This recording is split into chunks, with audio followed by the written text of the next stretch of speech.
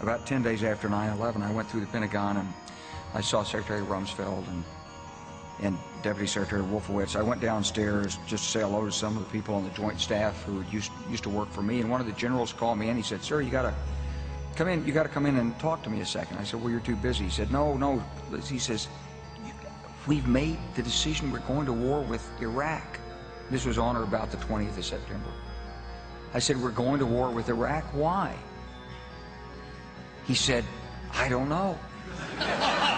He said, "I guess they don't know what else to do." So I said, "Well, did they find some information connecting Saddam to Al-Qaeda?" He said, No. He says, "There's nothing new that way. They just made the decision to go to war with Iraq." He said, "I guess it's like we don't know what to do about terrorists, but we've got a good military and we can take down governments." And he said, "I guess if the only tool you have is a hammer, every problem has to look like a nail."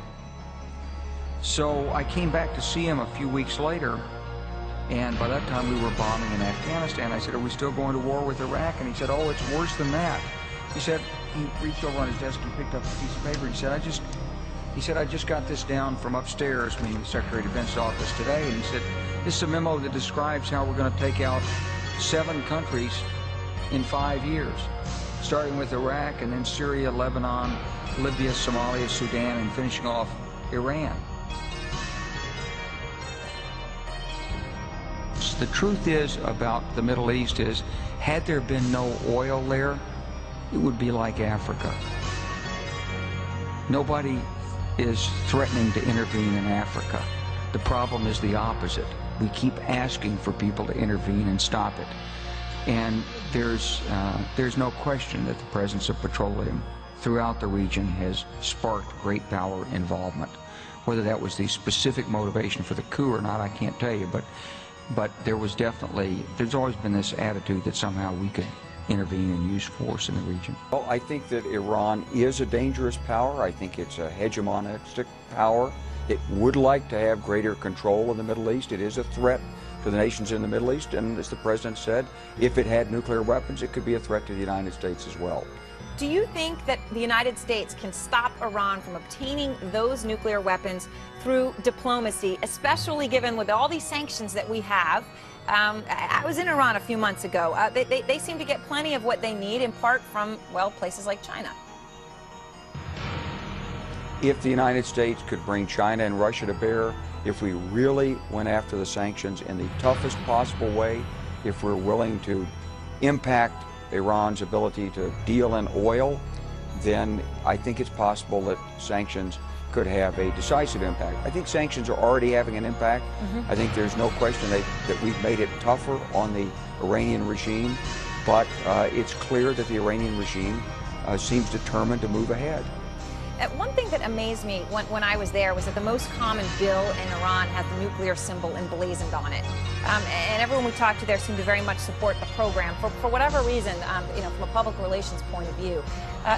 So does that mean that this really becomes inevitable, that the people there are willing to make the sacrifices that are needed to pursue a full nuclear program? Well, Iran has sold this as a national pride and national achievement for nuclear energy, not for nuclear weapons. They're continuing to deny their nuclear weapons program, but of course the indications are that they're pursuing it. I think the President's had a very strong and proactive policy in this.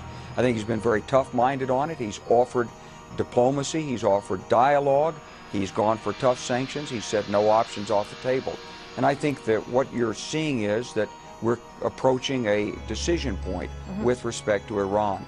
But it's a little bit difficult for me when I watch the dialogue going back and forth that no one has any better answer to this than our President has right now. General Clark, do you think that America could go to war in Iran right now if we needed to? Because there are plenty out there who say we can't. Our military is overextended. We have cuts hitting our military, that the bluff of the United States could be called if military force in Iran were required. We don't have what it takes. Well, we wouldn't be going into Iran to occupy Iran. There's no requirement to do that. We would go in with some fairly significant strikes. I don't think they'd be limited just to the Iranian nuclear facilities, but they'd be much broader strikes against Iran's military and industrial complex and its ability to retaliate. Now, ultimately, we know the Iranians have a worldwide terrorist network.